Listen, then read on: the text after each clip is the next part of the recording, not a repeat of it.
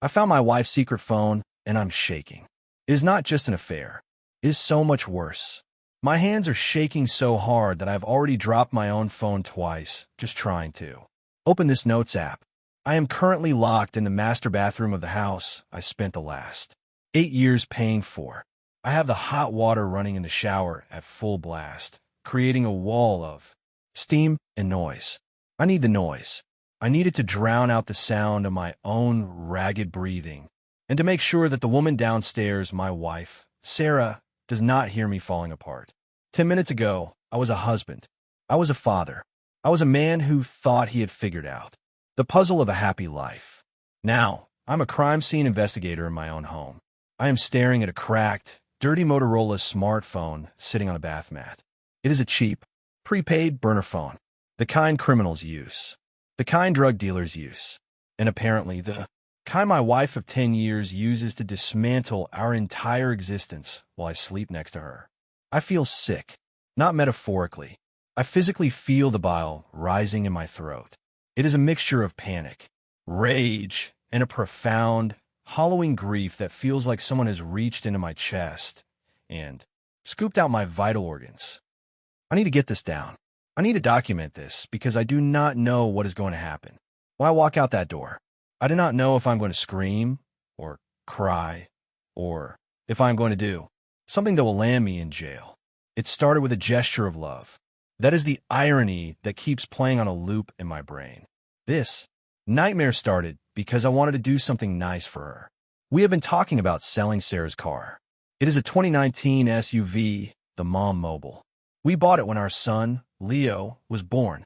It has seen road trips, spilled juice boxes muddy, soccer cleats, and family memories. But with the used car market spiking, we decided to trade it in. We sat at the kitchen table this morning, drinking coffee, planning our future. If we get a good trade-in value, Sarah said, her eyes lighting up, we could finally pad the college fund, or maybe book that trip to Italy we talked about for our 10th anniversary. She reached across the table and squeezed my hand. Her fingers were warm. Her smile was the same smile I fell in love with a decade ago. It was reassuring. It was the anchor of my life.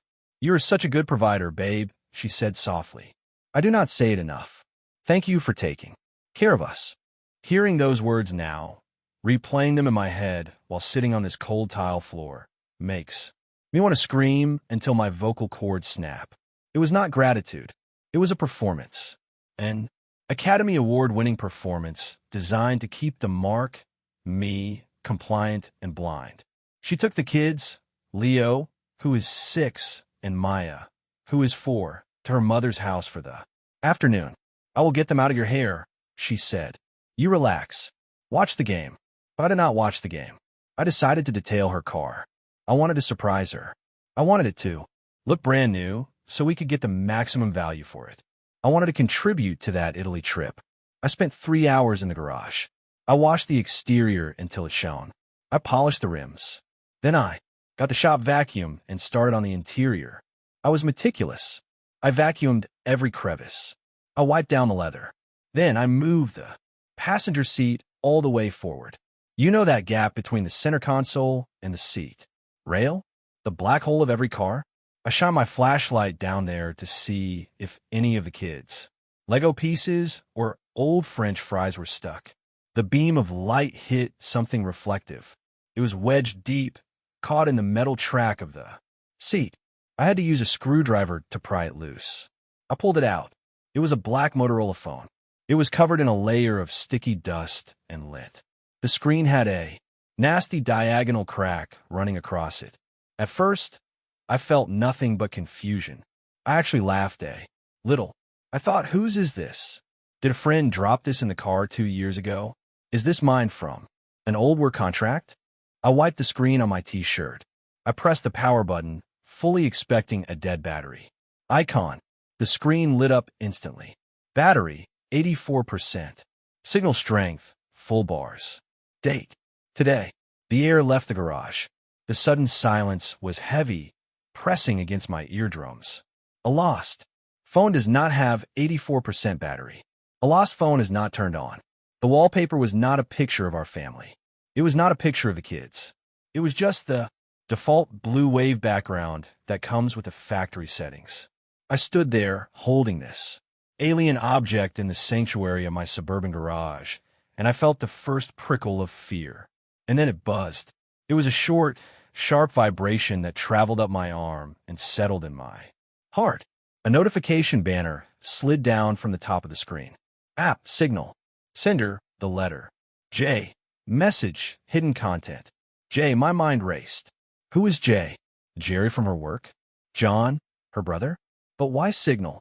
Signal is for encrypted messages. It is for privacy. It is for secrets. And why on a burner phone hidden? Under a seat? I stared at that letter J for what felt like an hour, though it was probably only seconds. I tried to swipe up, enter pattern. I tried a Z, incorrect. I tried an L, incorrect. I tried a box shape, incorrect. Try again in 30 seconds. My heart began to hammer against my ribs. It was not a fast rhythm. It was heavy, painful thuds. Thump, thump, thump. I heard the garage door opener engage behind me. The chain rattled. The heavy door began to lift. Sarah was back. I did not know why, but my instinct was to hide it. If this was innocent, I should have said, "Hey, look what I found." But my gut knew. My subconscious knew before my brain did. I shoved the phone into the deep cargo pocket of my shorts. I grabbed a rag and pretended to be wiping the dashboard as her car pulled in. She hopped out. She looked beautiful. She was wearing a sundress I bought her last summer. She looked like the mother of my children. She looked like the love of my life. "Wow," she chirped, looking at the car. "It looks brand new. You are amazing, babe." She walked over and kissed me. I smelled her perfume. Vanilla. I felt her lips on mine. And for the first time in 10 years, I felt repulsion. My skin crawled. I felt like I was being kissed by a stranger. "Thanks," I managed to say. My voice sounded hollow, distant. "Where are the kids?" "Mom begged to keep them overnight," she said, winking.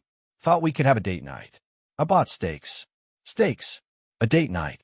While she has a burner phone hidden in her car, receiving encrypted messages from Jay. I nodded. "Sound great. I'm just going to go clean up. I'm sweaty." "Go for it," she said, slapping me playfully as she walked into the house with the groceries. I walked in the bathroom, locked the door, and sank to the floor. And that brings me to the unlock. I sat there with the phone in my hand. I knew I had limited attempts before it might lock permanently or wipe data. I held the screen up to the vanity light, tilting it back and forth. The screen was filthy, covered in grease and makeup smudges. But there, cutting through the grime, was a distinct trail. The path of least resistance. When you trace a pattern hundreds of times, your finger clears a specific path through the oil. I saw a line starting at the top left. It slashed down to the bottom right, then went straight up, then across. It looked like a jagged hourglass.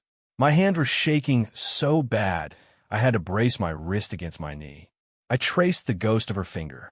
Top left, bottom right, top right, middle left. Click. The home screen opened. The relief was instantly replaced by a wave of nausea, so potent I almost gagged. I was in. I saw the apps. Signal, WhatsApp, Bank of America, Coinbase, Zillow. I did not go to the photos. I went to Signal. I clicked on the thread with Jay. I expected to see sexting. I expected to see "I miss you" or "last night was amazing." I was prepared for the heartbreak of infidelity. I was prepared to find out she was sleeping with a coworker. I was not prepared for what I found. This was not a romance. It was a heist. I scrolled to the top of the thread. It began 8 months ago, January 15th. Jay says, "Happy New Year, Sarah. Thinking about you. Is he still refusing to sell the house?" Sarah says, "He loves this place. He is sentimental. It is pathetic. I am working on him. I told him the market is crashing and we should cash out." Jay says, "Keep pushing. We need the equity for the buy-in." February 3rd. Sarah says, "He is talking about a promotion at work. If he gets it, he is going to want to stay in the city." Jay says, "Do not let him get comfortable. Make him miserable. Start fights. Make him feel like the city is the problem." Sarah says, "I am on it. I complained about the crime rate today. I told him I'm scared to walk to the car at night. He ate it up. He is so protective, it is easy to manipulate him." I stopped reading. I had to put the phone down on the cold tile. The fight we had in February. She had come home crying, saying a man followed her to her car. I held her for hours. I promised her we would look at moving somewhere safer. I bought her pepper spray. I lost sleep worrying about her safety. It was a lie. She used my protective instinct, my love for her, as a lever to pry me out of our home. I picked the phone back up. I needed to see the rest. May 12th. Jay says, I have the papers for the shell company. S&J Ventures. I need his signature on the guarantor line. Sarah says, I am practicing. I have almost got the loop on his or down. His signature is messy, thankfully. I will sign the HELOC papers while he is on his business trip next week. HELOC. Home Equity Line of Credit. I felt the blood drain from my face. I quickly switched apps. I opened the Bank of America app on the burner phone. It was not our joint account. It was a business account I had never seen before. She had logged in with Face ID? No. She used a PIN. I guessed her birthday. Incorrect. I guessed the kids' birthdays. Incorrect. I guessed the day her father died. Access granted. I stared at the balance. $185,000. Transaction history. Deposit, $150,000. Source, HELOC disbursement. Deposit, $35,000. Source, transfer from Leo College Fund. The room spun. The college fund. We had been saving for Leo since the day he was born. Every bonus I got, every check from grandparents, every spare dime went into that 529 plan. She had drained it. She had forged my signature, taken a second mortgage out on our house, and stolen our son's future. And it was sitting in this account, waiting to be moved. I went back to the texts. I needed to know who Jay was. I scrolled and scrolled. Then I saw a photo sent in the chat. It was a selfie. A man on a boat, holding a beer, wearing sunglasses. I zoomed in. I knew that jawline. I knew that scar on the chin. Jason Werner. Her ex-boyfriend from college. The bad boy she dated before she met me. The one she told me was toxic. The one she cried about on our second date, telling me how he had used her for credit cards and ruined her credit score. She told me she hated him. She told me I was the safe harbor after the storm that was Jason. She had not just reconnected with an ex-lover. She had reconnected with her accomplice. Jason Werner had done time. I remembered Googling him years ago. Federal prison for wire fraud. She was not leaving me for another man because she fell out of love. She was running a long con with a convicted felon. I kept reading. It got worse. August 20th.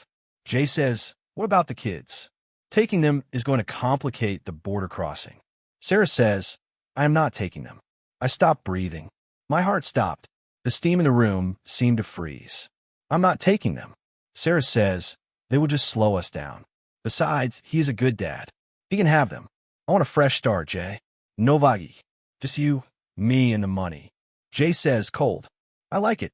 Sarah says, I love them, obviously, but I cannot live this suburban nightmare anymore. I am drowning in soccer practice and PTA meetings. I will send for them in a few years, maybe. Once we are set up. Baggage. She called Leo and Maya baggage. She was not just planning to steal the money. She was planning to abandon her children. She was going to leave them with a bankrupt father and disappear into the sunset with a felon. I put the phone down. I put my head between my knees. I did not cry. I think I was past crying. I felt a cold, hard shell forming around my heart. The man who loved Sarah died on that bathroom floor. The man who stood up was someone else entirely. I looked at the timestamps. Yesterday. Jay says, Monday is the day. Wire the funds to the Cayman account as soon as the bank opens. Then ditch the car, ditch the phone, and meet me at the airport. Flight is at noon. Sarah says, I cannot wait. He is planning a date night for Saturday. It is taking everything I have not to laugh in his face. He is so pathetic. He has no idea. Monday. Today is Saturday. I have less than 48 hours. I stood up. I looked at myself in the mirror. I looked pale, haggard like a ghost. I splashed cold water on my face. I grabbed my own phone. I began to take pictures. I photographed every single text message. I photographed the bank balances. I photographed the account numbers. I photographed the photo of Jason. I video recorded myself scrolling through the phone to prove the device existed and was not a Photoshop job. I uploaded everything to a secure cloud drive and emailed the files to my work email and my brother's email. Then, I wiped the burner phone down. I cleaned the screen of my sweat and prints. I put it back in my pocket. I unlocked the door. The smell of steak cooking hit me. It smelled delicious. It made me want to retch. "Babe?" She called from the kitchen. "You okay? You have been in there a while." Yeah, I called back. My voice was steady. Terrifyingly steady. Just stomach issues. "I think I'm coming down with something." I walked into the kitchen.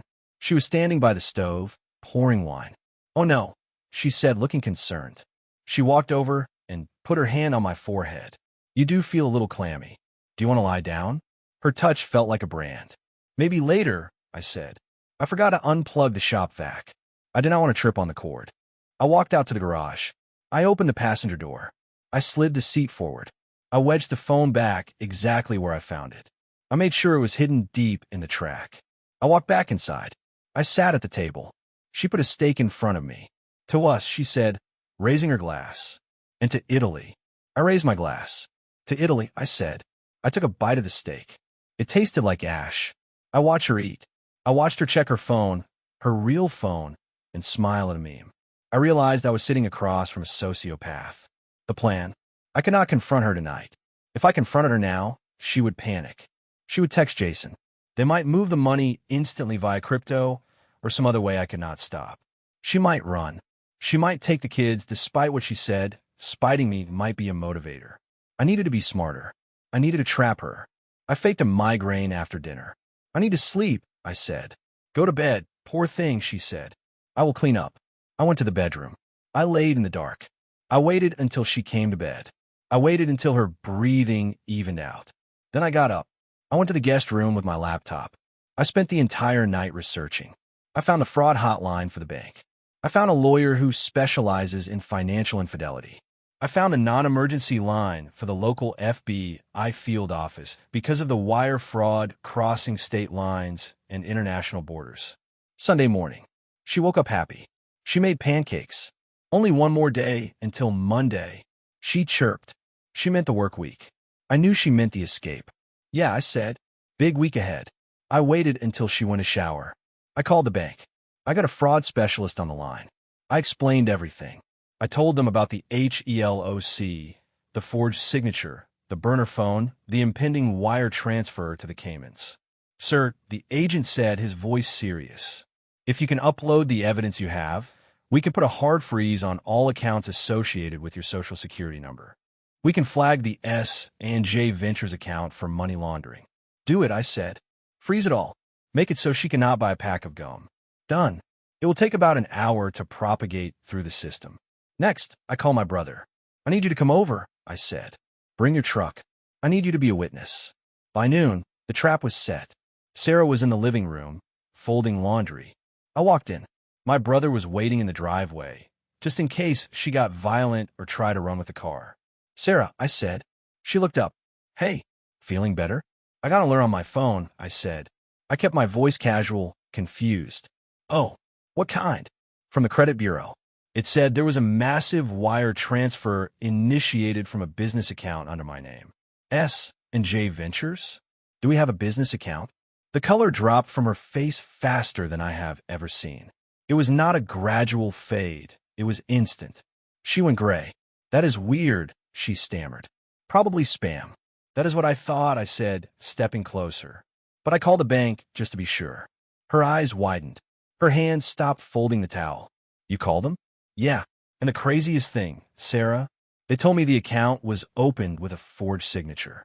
And they traced the IP address to a burner phone." I paused. I let the silence stretch. I wanted her to feel the walls closing in. "And they told me the money, our home equity, Leo's college fund, was trying to go to an account in the Caymans." She stood up. Her knees knocked together. "I need to." She looked at the door. "You need to call Jason?" I asked. The name hit her like a physical slap. She flinched. "How?" I pulled the printouts from behind my back. The photos of the texts. The photos of Jason. I found the phone, Sarah.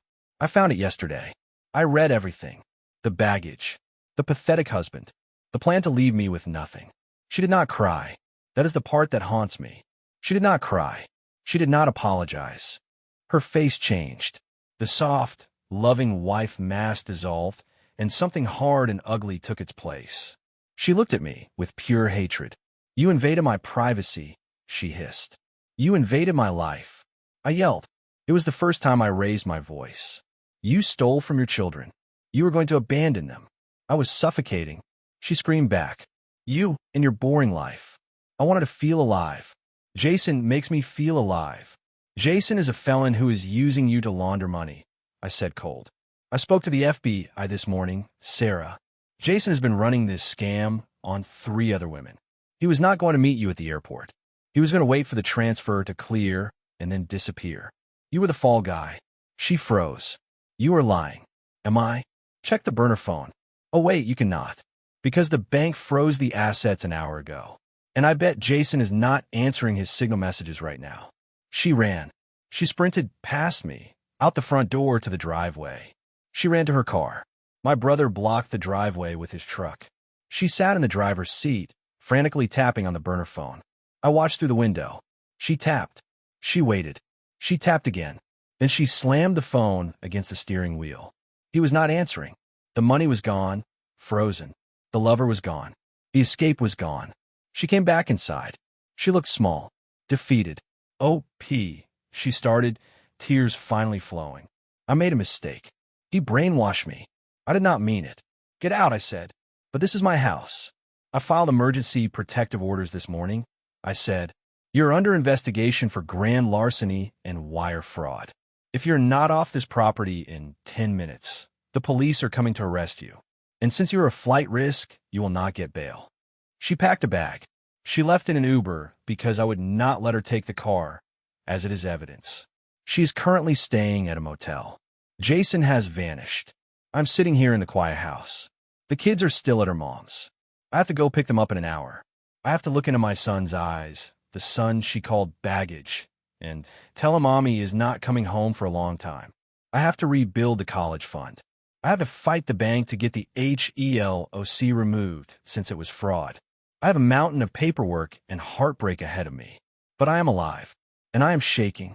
I kept the burner phone. It is sitting on the table next to me as I write this. It is a reminder. You think you know the person sleeping next to you. You think you know their heart. But everyone has a passenger seat. Everyone has a dark gap where things can be hidden. And sometimes what you find down there is not just a lost coin. Sometimes is the end of your world. Check the gap, guys. Just check the gap.